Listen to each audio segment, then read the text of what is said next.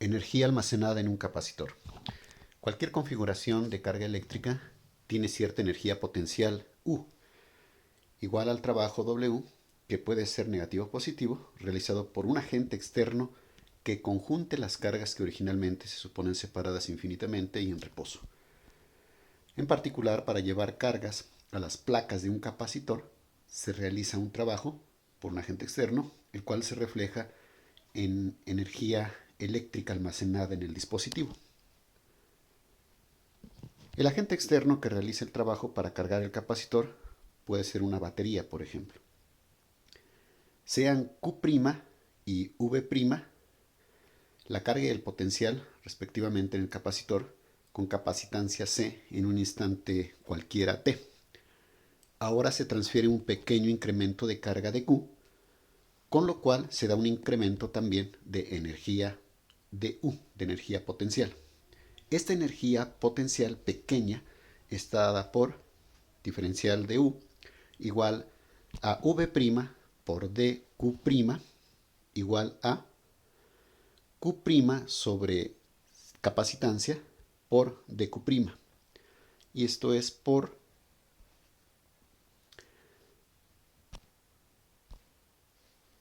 la fórmula del capacitor, que es la carga igual a la capacitancia por el voltaje. Si este proceso continúa hasta que se vaya transfiriendo una carga Q, la energía total potencial en el condensador será entonces la suma de todos estos pequeños diferenciales de energía.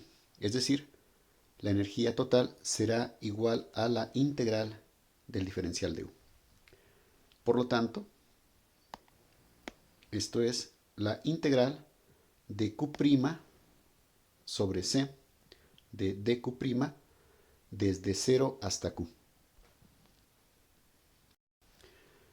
Como C es constante, entonces sale de la integral y nos queda 1 sobre C por la integral de Q' dQ'. Esto se integra por la fórmula x a la n diferencial de x, que es igual a x a la n más 1 sobre n más 1 más c.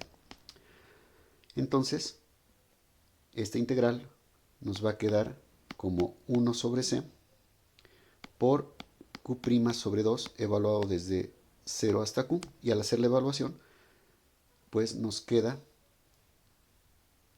esto que tenemos a la derecha, que u es igual a q al cuadrado sobre 2 veces c.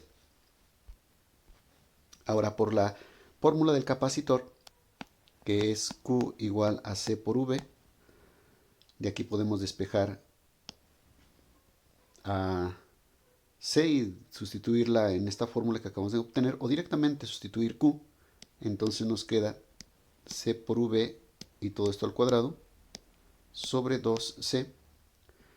Entonces nos queda c cuadrada, b cuadrada sobre 2c, se cancela una c arriba con la de abajo y obtenemos un medio de c por v al cuadrado, que es la última fórmula. Entonces cualquiera de las dos fórmulas son útiles para calcular la energía potencial almacenada en un capacitor.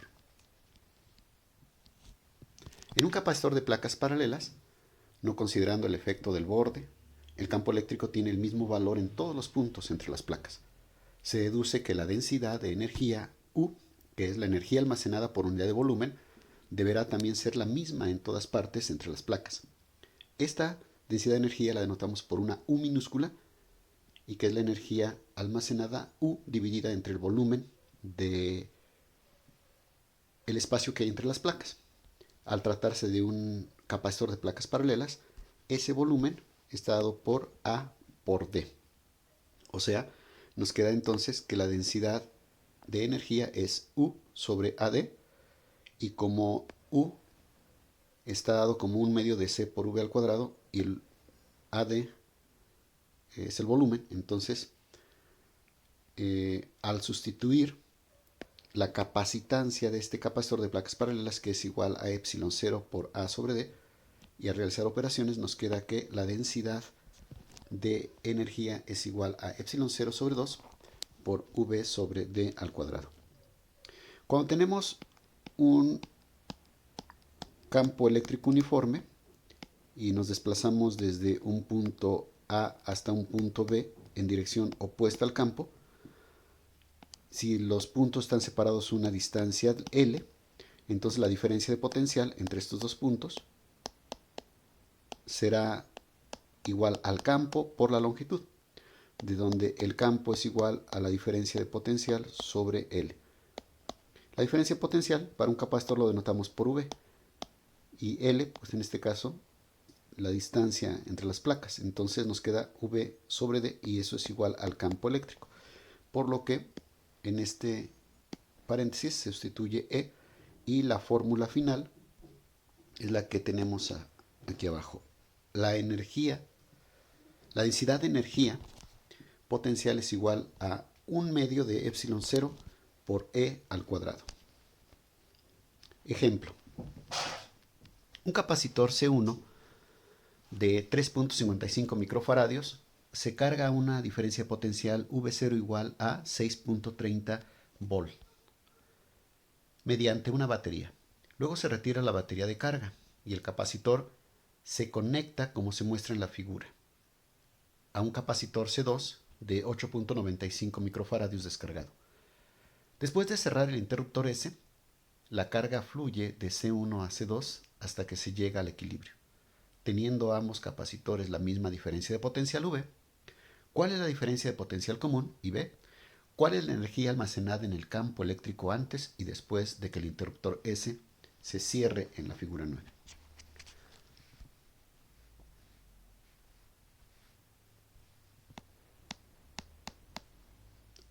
La situación es la siguiente. Inicialmente cargamos el capacitor C1 a una batería de carga a un potencial V0, por lo tanto adquiere una carga Q0. Esa carga Q0 pues estará dada como C1 por V0.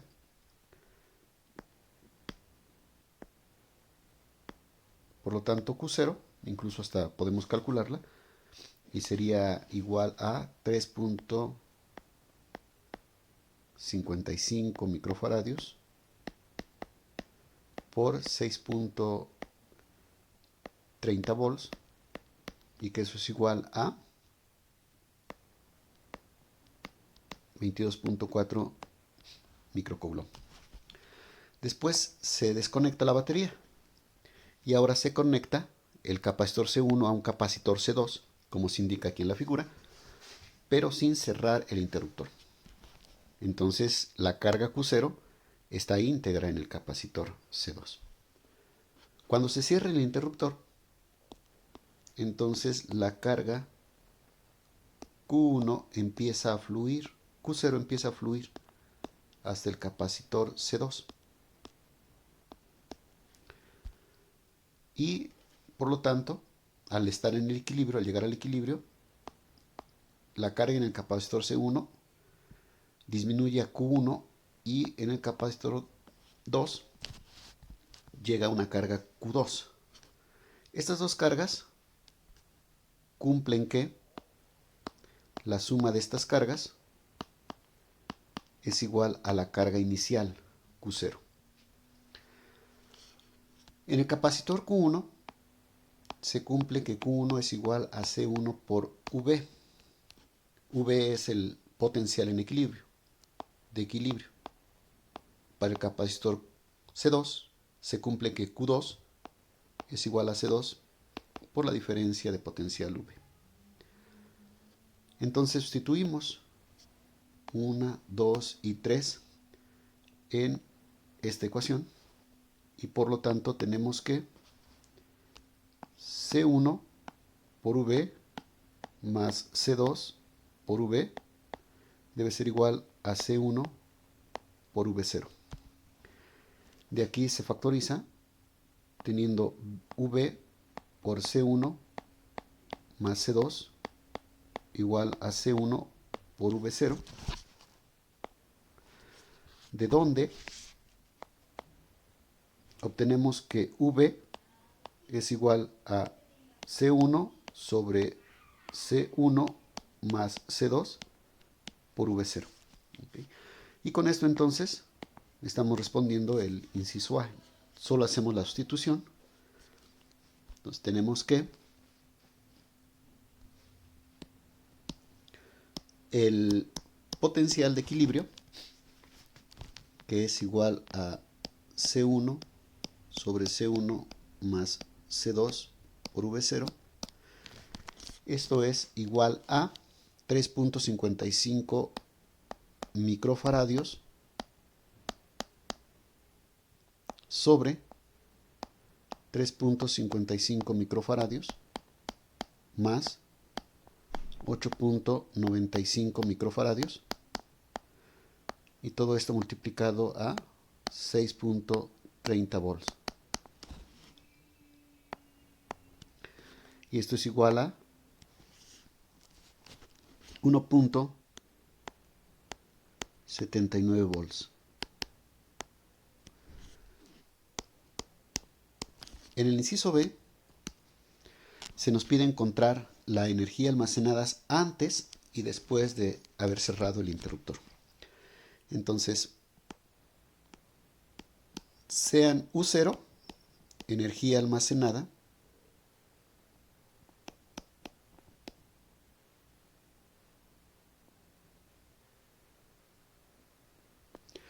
antes del cierre,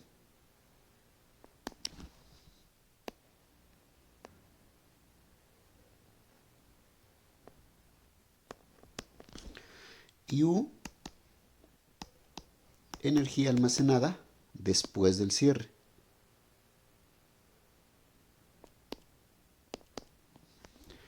Entonces tenemos que la energía inicial pues no es otra cosa más que un medio de la capacitancia del capacitor C1 por el voltaje inicial. Entonces esto es igual a un medio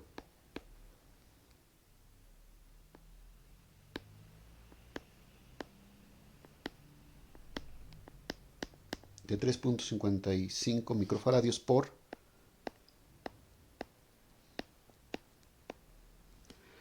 6.3 volt al cuadrado, que nos da un valor de 70.4 microjoules, que lo podemos dejar en 70 microjoules.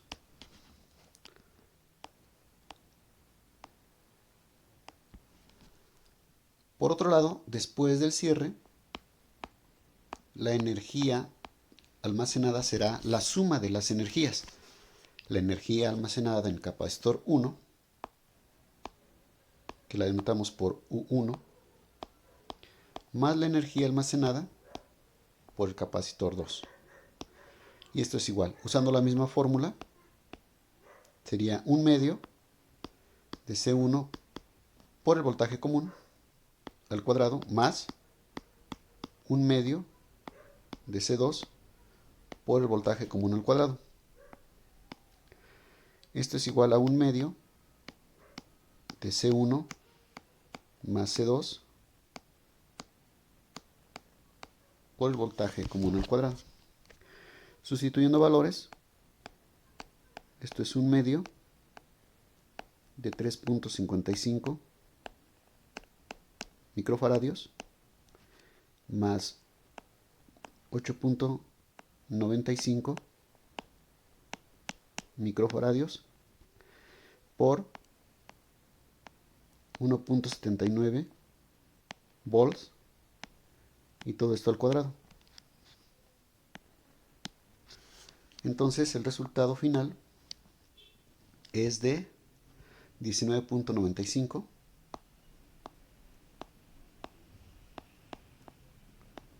microjoules, o bien 20 microjoules, en dos cifras significativas. Observamos que El cambio en la energía potencial es la energía potencial después de cerrar menos la energía potencial inicial antes de cerrar. Y esto es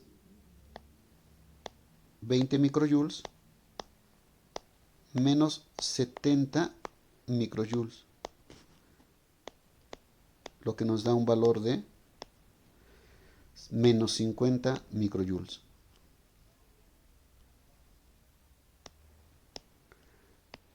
Entonces observamos que la energía final es menor a la energía inicial, o sea que se perdió energía. La pregunta es ¿por qué no tenemos la misma energía, dado que la carga se conserva? Bueno, la respuesta es que para poder llenar el capacitor 2, o sea, para llevar carga del capacitor 1 al capacitor 2, necesariamente se tiene que realizar un trabajo. Y el trabajo implica inversión de energía. Entonces, estos 50 microjoules perdidos son los 50 microjoules de energía que se emplearon para llevar carga del capacitor 1 al capacitor 2.